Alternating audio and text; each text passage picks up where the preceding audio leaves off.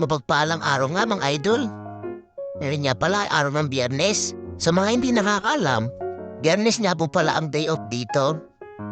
Ito din yung araw na kung saan ay nasasama-sama ang mga Pilipino. Kaya for today's video, samahan niyo po ako. Dadayo tayo ng basketball. Pero bago ang lahat, huwag po natin kalimutan ang ating mga gamit, mga IDs, at kung ano-ano pa. Kaya tara! Pagbaba ko ha idol, kumakain pa pala itong mga kasama ko. Para meron daw silang lakas pagtakbo. Sopas nga pala ang kinakain nila dito. Araw daw mas malakas sa tuhod. Pagkatapos lang nilang kumain, dali-dali na kami sumakay. Malayo-layo pa sila lalakbayin natin mga idol. Medyo malayo po kasi ang basketball court sa amin. Layup na naman guys! Laro tayo basketball guys! Sana all. So dito nga mga idol, pagod na ang mga player.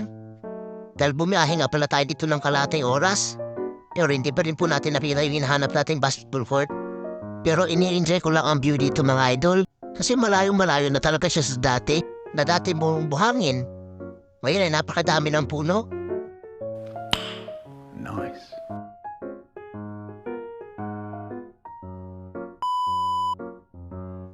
Makalipas nga ang 1,000 taon mga idol, nakarating na tayo.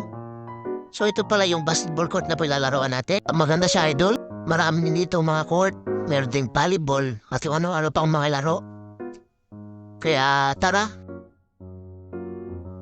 Dito nga mga idol, napapainit na po sila. Ito din po yung manager ko idol, yung naka-ID. Sabi nga niya sa akin, relax lang daw muna ako dahil pambato daw ako.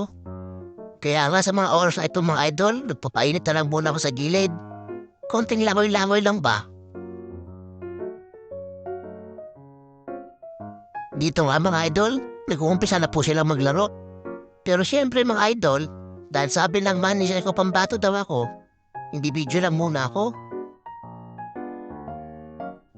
Meron nga din pala kami nakalaro dito mga idol.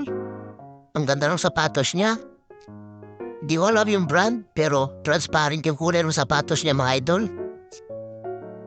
Dito nga mga idol, nakalaro namin si Michael Jordan. Kaso mabilis na daw siya mapagod niyan dahil nakapag-retiro na daw siya. Dalawang laro na nga pala sila dito mga idol.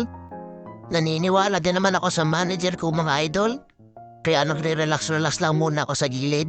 Dahil nga sabi niya mga idol, pambato daw niya ako. Dito nga mga idol, mayroon sila pinalaro na batang lokal. Mahusay di siya idol, marunong di siya maglaro. So mga nagtatanong kung nasaan ako, eto ako mga idol, pagod nakakapalood. Yun lang.